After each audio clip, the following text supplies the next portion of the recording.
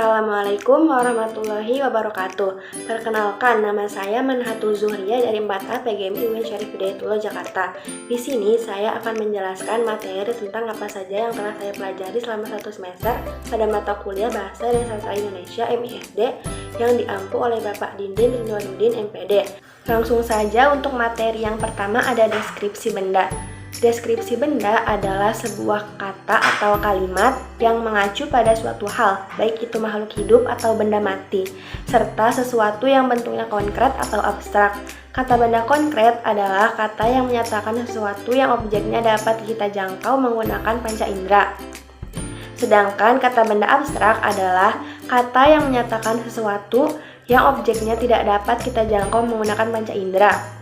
Kata benda dalam sebuah kalimat bisa menempati bagian subjek, objek, predikat, atau keterangan. Kata benda juga tidak berupa kata dasar saja, tetapi yang ditambahkan awalan, akhiran, atau awalan dan akhiran. Nah, bab yang kedua, identifikasi diri. Identifikasi diri merupakan kata benda yang digunakan untuk menamai sesuatu untuk memberikan sebuah identitas diri. Pada identifikasi diri terdapat nama diri. Nah, nama diri merupakan kata yang dipakai untuk menamai sesuatu dan mengenalnya atau memanggilnya dengan nama itu. Setiap nama diri awalnya ditulis menggunakan huruf kapital. Benda yang memiliki nama diri itu yang pertama ada nama diri Tuhan, merupakan nama diri Tuhan beserta kata gantinya. Contohnya Allah, kata gantinya dia, engkau, dan sebagainya. Yang kedua, nama diri persona, merupakan nama sesuatu yang dengan nama itu dia dikenal. Contohnya nama diri sendiri, nama nabi dan rasul, malaikat, dan sebagainya. Yang ketiga, nama diri yang berkaitan dengan kalender, misalnya nama hari, bulan, tahun, atau sebuah peristiwa. Yang keempat, benda khas geografi, seperti nama planet, pulau, benua, gunung, laut, dan sebagainya. Yang kelima, benda pada umumnya. Benda dapat dibedakan menjadi benda bernyawa, contohnya manusia dan hewan, dan benda tak bernyawa, contohnya batu dan kursi. Nah, kemudian ada gelar kekerabatan. Sapaan kekerabatan ialah sapaan yang berhubungan dengan pertalian darah dan pertalian perkawinan. Contohnya terdapat bentuk untuk menyapa ayah dan ibu. Ayah misalnya ayah, yah, papa, pap, papi, dan pi. Dan untuk menyapa ibu, ibu, bu, ibunda, bunda, mama, mah, mami, dan mi. Nah, bab yang ketiga, kalimat sapaan. Kalimat sapaan adalah kalimat yang digunakan untuk menyapa seseorang atau pihak kedua, baik tunggal maupun jamak. Kalimat sapaan untuk teman itu contohnya, halo Ra, bagaimana kabarmu? Nah, kalimat sapaan untuk yang lebih tua, bentuk sapaan untuk orang yang lebih tua tidaklah sama dengan pemilihan bentuk sapaan untuk orang yang sebaya ataupun orang yang lebih muda. Contohnya, Ima sedang berjalan menuju rumah. Ia dari rumah paman. Kemudian di perempatan jalan, Ima bertemu ibu guru. Ima menyapa dengan sopan, selamat siang bu. Nah, bab yang keempat, dialog, prolog, dan epilog.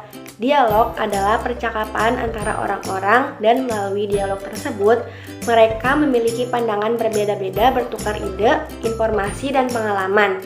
Prolog merupakan pembukaan atau peristiwa pendahuluan dalam sebuah drama atau sandiwara. Nah, bagian ini biasanya disampaikan oleh dalang untuk menjelaskan gambaran para pemain, gambaran latar, dan sebagainya. Kemudian epilog. Epilog adalah kata-kata penutup yang berisi kesimpulan ataupun amanat tentang isi keseluruhan dialog. Nah, bagian ini biasanya disampaikan oleh dalang atau tokoh tertentu yang bisa diambil dari tontonan drama yang baru saja disajikan atau ditampilkan. Nah, bab yang kelima, jenis-jenis membaca dan membaca petunjuk. Membaca merupakan kegiatan melihat tulisan bacaan dan proses memahami isi teks dengan bersuara atau di dalam hati. Menurut Tarigan, ditinjau dari segi terdengar atau tidaknya suara membaca, ketika melakukan kegiatan membaca dibagi menjadi dua, yaitu yang pertama membaca nyaring atau bersuara. Nah, membaca nyaring adalah suatu aktivitas atau kegiatan yang merupakan alat bagi guru, murid, ataupun pembaca bersama-sama dengan orang lain atau pendengar untuk menangkap atau memahami informasi, pikiran, dan perasaan seorang pengarang. Yang kedua, membaca senyap atau dalam hati. Membaca senyap atau dalam hati adalah kegiatan membaca dengan tidak mengeluarkan suara, tanpa adanya gerakan bibir dan kepala, tanpa berisik, kemudian memahami bahan bacaan yang dibaca secara diam atau dalam hati. Nah, kemudian membaca petunjuk. Membaca petunjuk merupakan aktivitas atau kegiatan untuk membangun pemahaman terkait informasi mengenai sesuatu, berupa arahan yang diberikan dan tentang bagaimana sesuatu itu harus dilakukan dengan baik dan benar. Contohnya, memahami petunjuk penggunaan obat batuk. Nah, bab yang keenam, tata cara membaca puisi dan teks. Tata cara membaca puisi ada 5. Yang pertama ekspresi, yang kedua kinesik atau gerakan anggota tubuh, yang ketiga seorang membaca puisi haruslah memiliki artikulasi yang baik, yang keempat membaca puisi yang baik mampu membaca puisi dengan intonasi yang sesuai, dan yang kelima percaya diri. Kemudian tata cara membaca teks yaitu yang pertama bersikap tenang dan tidak grogi, yang kedua pahami isi dari teks yang akan dibaca, yang ketiga vokal dan intonasi jelas dan tepat, yang keempat gunakan gestur yang tepat dan tidak berlebihan, dan yang kelima memperhatikan tanda baca. Nah, bab yang ketujuh, menulis tegak bersambung. Menulis tegak bersambung adalah menulis dengan menyambungkan huruf-huruf sesuai dengan aturan yang berlaku. Menulis tegak bersambung dilakukan di buku tulis halus agar tulisan yang dihasilkan lebih rapi.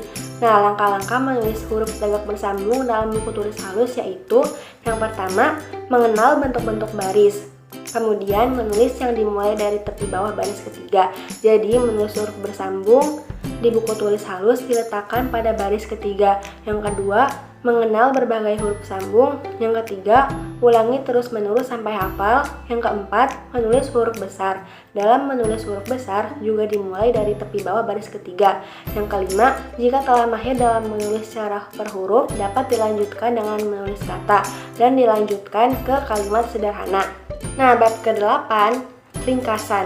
Ringkasan merupakan penyajian singkat dari suatu karangan asli yang bertujuan untuk mempersingkat dan mempermudah ketika hendak membaca suatu teks. Nah, untuk membuat ringkasan yang baik, maka kita harus membaca naskah asli, mencatat gagasan utama, mengadakan reproduksi, dan menentukan tambahan. Nah, menilai ringkasan bisa dilakukan dengan cara membandingkan ringkasan dengan teks asli, melihat sistematika penulisannya, dan melihat penggunaan bahasanya. Nah, bab ke-9, parafrasa.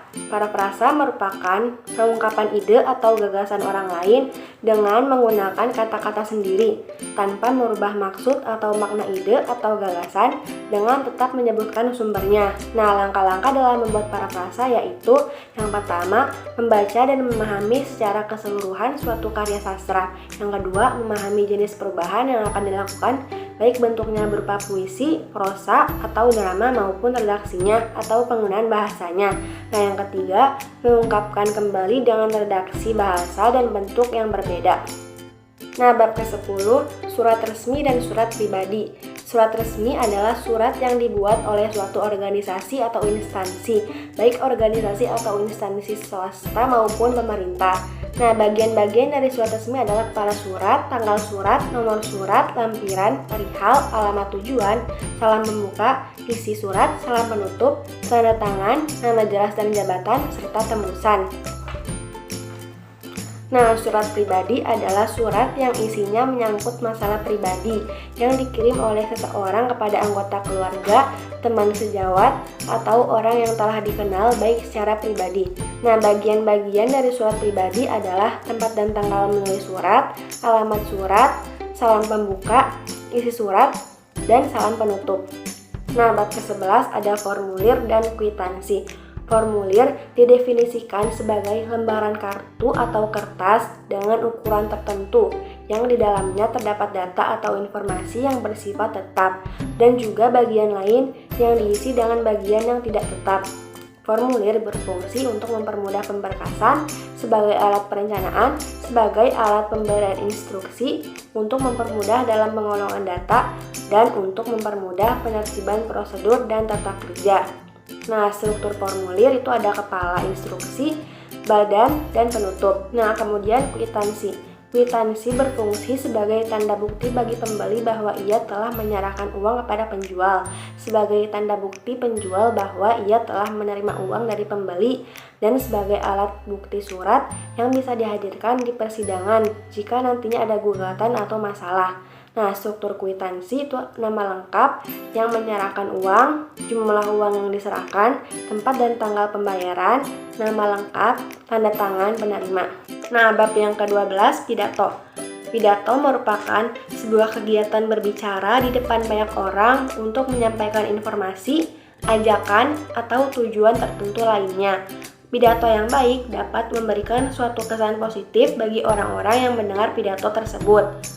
Nah, tujuan pidato yaitu mempengaruhi khalayak secara langsung atau tidak langsung untuk bertindak.